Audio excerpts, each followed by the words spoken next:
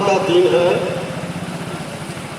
आज के ही दिन 5 सितंबर 1974 को 50,000 आम जनता के सामने भ्रष्टाचार, बेरोजगारी, किसानों की समस्या, मजदूरों की समस्या की लड़ाई लड़ते हुए शहीद जगदेव प्रसाद की हत्या एक साजिश के तहत किया गया था।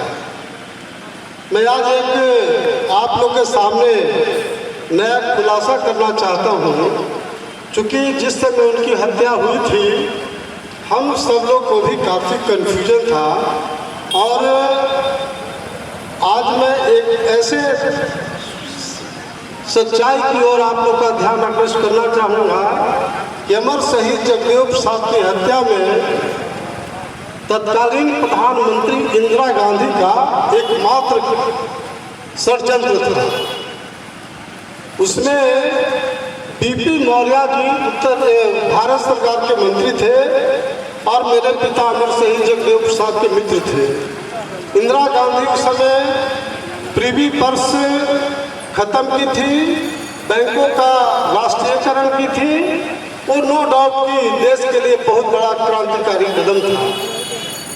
बीपी मौर्य को श्रीमती इंदिरा गांधी ने कही कि आप जगदेव बाबू से बात कीजिए।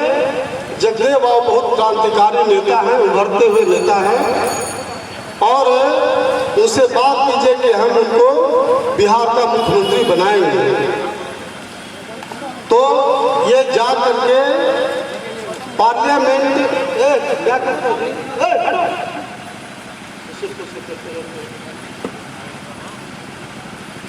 इनको ये दिल्ली गए और पार्लियामेंट में इंदिरा गांधी से बीपी मौर्य ने बात कराई।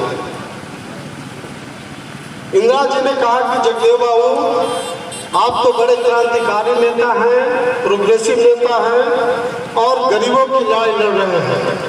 मैं भी गरीबों के लिए बैंकों का राष्ट्रीयकरण और पृथ्वी वर्ष को खत्म किया हूँ, इसलिए आपको मेरा हाथ मजबूत करना चाहिए।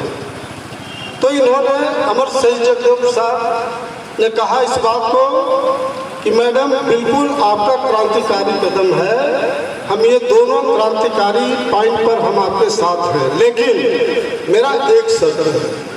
उन्हें भी कहा कि जिस दिन आप ब्राह्मणवाद का खात्मा कर देंगे उस दिन हम आपके साथ रहेंगे। उन्होंने कहा मतलब, इन्होंने कहा कि 98% देश के सभी राज्यों का मुख्यमंत्री ब्राह्मण है, आप देश की प्रधानमंत्री ब्राह्मणी है, तो जिस दिन आप ब्राह्मणवाद का खात्मा कर देंगे हम आपके साथ हैं। इंदिरा गांधी की इतनी बड़ी तानाशाही थी, वो तो इमरजेंसी में पूरा देश जानता है। इंदिरा गांधी घड़ी देखी, बोले मैं चलती हूँ पार्लियामेंट में, और मेरे पिता अमर शहीद जगदेव प्रसाद भी किसी से कम स्वाभिमानी नहीं थे। उस समय टिटौनी घड़ी था, उन्होंने भी घड़ी देखा, कहा मैं भी बिहार में जा रहा हूँ, और इंदिरा गांधी ने षड्यंत्र करके, प्री प्लानिंग करके और अमर शहीद जगदेव प्रसाद की हत्या इसी कुर्था के शहादत जो जगह है वहाँ वो करवाने काम की थी। लेकिन मैं कहना चाहता हूँ, जिस तरह से ईसा मसीह को सीने में कांटी ठोकर कर मारा गया था, कुछ दिनों के बाद उनके फॉलोवर, उनके समर्थकों ने मिलकर के ईसा मसीह के बारे में दुनिया के पैमाने पर उनका जो सिद्धांत था, उनकी नीति थी, उसको फैलाने का काम किया।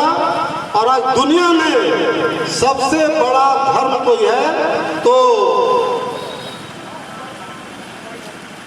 ईसाई धर्म है। उसी तरह से आज नहीं तो कल भारत में जो लड़ाई उन्होंने जो लड़ा था, जो नारा दिया था, 10 का शासन 90 पर नहीं चलेगा, नहीं चलेगा, 100 में 90 शोषित है, 90 भाग हमारा है, तो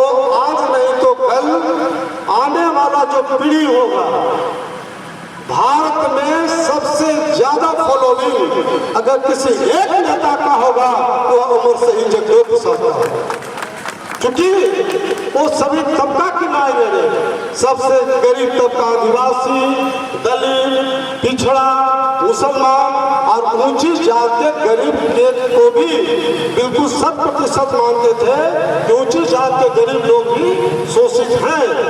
और आज मैं डंके के चोट पर कहना चाहता हूँ इस बात को कि पूरे बिहार में हम भी गांव-गांव में घूमते हैं, भूमिहार, राजपूत, ब्राह्मण का एक गांव ऐसा नहीं है, गांव में रहने वाला कोई एक व्यक्ति अमीर नहीं है। यही कारण है कि जब बाबू जसवंत सिन्हा जी वित्त मंत्री थे, अटल बिहारी वाजपेयी देश के प्रधानमंत्री थे, उन्होंने ऊंची जात के गरीब लोग के लिए उन्होंने कमीशन नियुक्त किया था और बाद में ऊंची जात के गरीब लोग को 10% आरक्षण लागू करवाया। और कोई भी आदिवासी, दलित, पिछड़ा, मुसलमानों ने विरोध नहीं किया। ये भारत की संस्कृति है।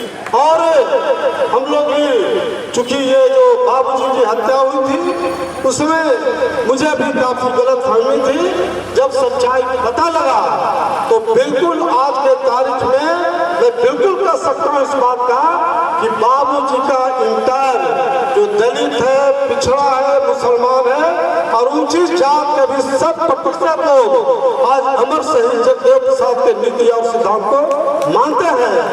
और हम लोग का तो खास तौर से कुर्था करपी, चूंकि बिहार के पैमाने पर लोग आए हैं प्रतिनिधि के तौर पर, लेकिन कुर्था करपी के आम जो लोग हैं, किसी जाति संप्रदाय के हो, एक लोग से मेरा घर का संबंध है, परिवार का संबंध है और इसमें कोई हम लोग के बीच विभेद नहीं कर सकता है।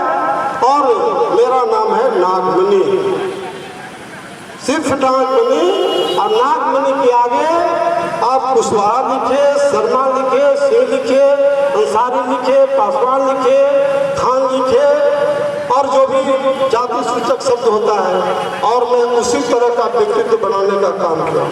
एक व्यक्ति ऐसा नहीं कर सकता इस बात को, चाहे कुर्था हो या बिहार हो, हर जाति संप्रदाय के लोग बोलते हैं नागमणि बोर्ड लीडर है, लड़ाकू नेता है और आंख बंद के सबका पैरवी करता है।